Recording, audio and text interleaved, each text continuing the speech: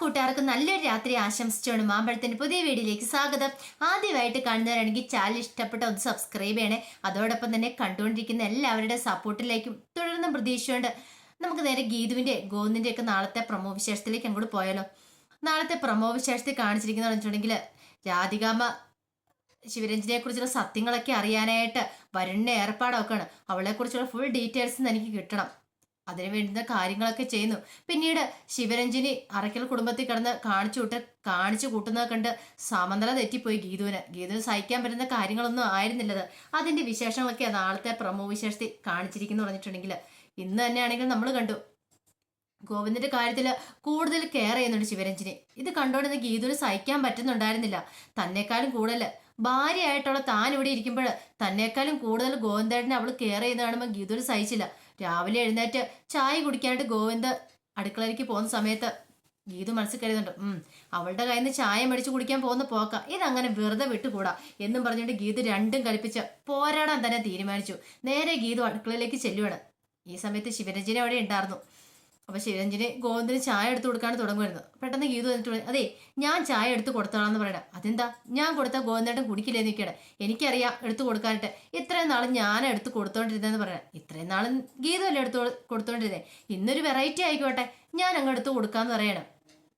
എപ്പോഴും ഗീതു ഉണ്ടാക്കി കൊടുക്കുന്ന ചായയല്ലേ കുടിച്ചോണ്ടിരിക്കുന്നത്. ഇപ്പൊ ഞാൻ ഉണ്ടാക്കി കൊടുത്തിട്ടുണ്ടെങ്കിൽ ഗോവിന്ദേട്ടൻ ചായ ഇഷ്ടപ്പെടുമല്ലോ അറിയണമല്ലോ, ടേസ്റ്റ് ഉണ്ടോന്ന് അറിയണമല്ലോ എന്ന് പറയണം.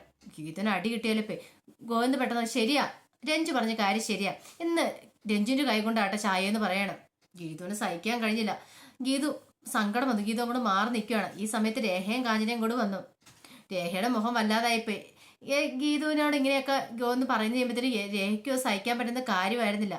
കാഞ്ചനയ്ക്ക് ഭയങ്കര ഇഷ്ടപ്പെട്ടു. കാഞ്ചന ഒരു കളി കാണുന്ന ലാഘവത്തോടെ കണ്ടുകൊണ്ടിരിക്കുകയാണ്.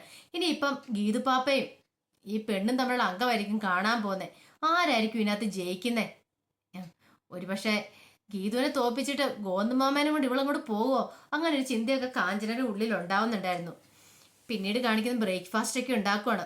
ബ്രേക്ക്ഫാസ്റ്റ് ഉണ്ടാക്കുന്ന സമയത്ത് ഗീതു പറഞ്ഞു ഞാൻ ഉണ്ടാക്കിക്കോളാം, എനിക്കറിയാന്ന് പറയണേ. അത് വേണ്ട, ഞാൻ ഉണ്ടാക്കിക്കോളാം. ഇന്ന് ഗോവിന്ദേട്ടനുള്ള എല്ലാ കാര്യങ്ങളും ചെയ്തു കൊടുക്കാൻ ഞാനാ, ഗോവിന്ദേട്ടൻ്റെ ഫുഡൊക്കെ ഞാനാ പ്രിപ്പയർ ചെയ്യുന്നേ, എൻ്റെ കൈപ്പെണ്ണും ഗോവിന്ദേട്ടൻ അറിയട്ടെ എന്ന് പറയാണ്. ഗീതുവിനെ അങ്ങനെ അടുക്കളയിൽ നിന്ന് മാറ്റുവാണ്. ഗീതു വല്ലാത്ത സങ്കടം വന്നു. അങ്ങനെ രഞ്ജു കയറിയിട്ട് അടുക്കള കൈയടക്കുവാണ്. അടുക്കള കൈയടക്കിയിട്ട് അവിടെ കയറി ഇടിയപ്പം കറിയൊക്കെ മുട്ടക്കറിയൊക്കെയാണ് ഉണ്ടാക്കുന്നത്.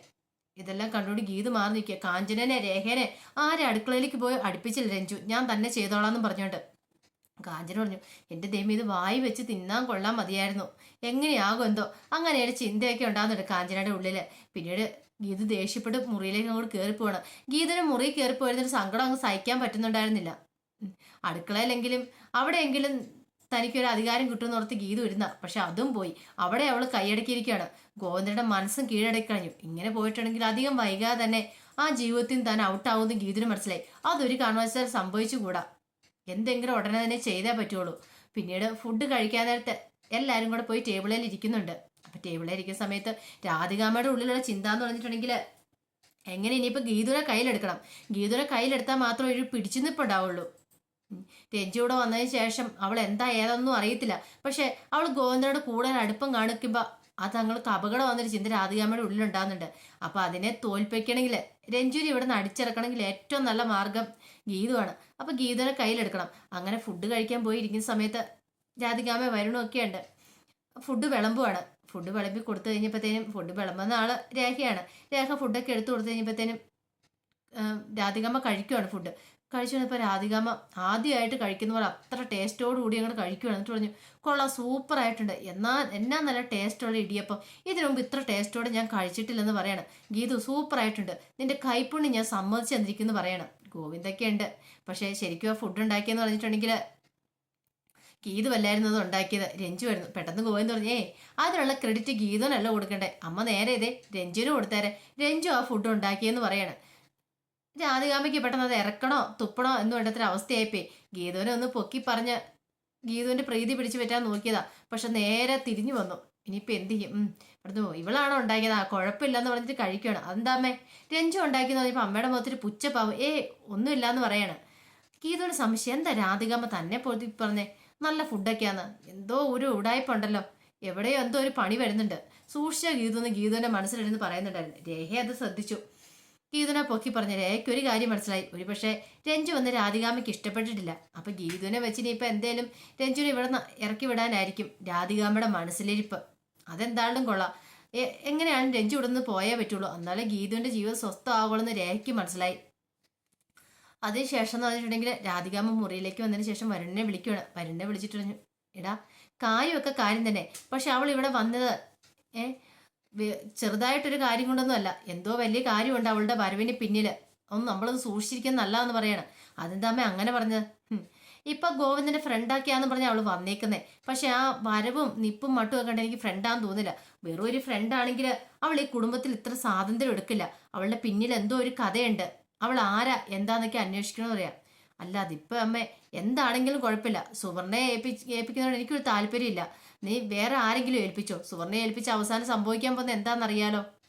അവളുടെ അച്ഛനാരാ, അമ്മയാരാ, അവളുടെ വീട് എവിടെയാ, അവളും ഗോവും നമ്മളെ ബന്ധം എന്താ, എല്ലാം എനിക്ക് അറിയണം. ആ ഡീറ്റെയിൽസ് മൊത്തം കിട്ടണമെന്ന് പറയാം. വരുൺ പറഞ്ഞു, അതാണോ, അതൊക്കെ ഞാൻ ഏർപ്പാടായിക്കോളാം, അമ്മ ധൈര്യമായിട്ട് ഇരിക്കാൻ പറയണം.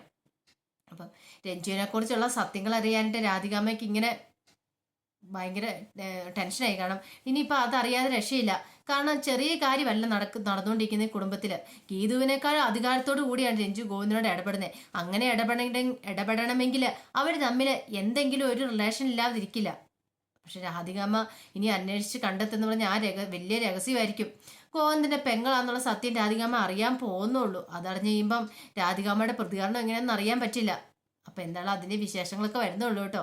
അപ്പൊ എന്താണ് ആ വിശേഷമൊക്കെ നമുക്ക് എല്ലാവർക്കും കാത്തിരിക്കാം. ഒരിക്കൽ കൂടി എല്ലാവർക്കും നല്ലൊരു രാത്രി ആശംസിച്ചു നിർത്തുന്നു. നന്ദി.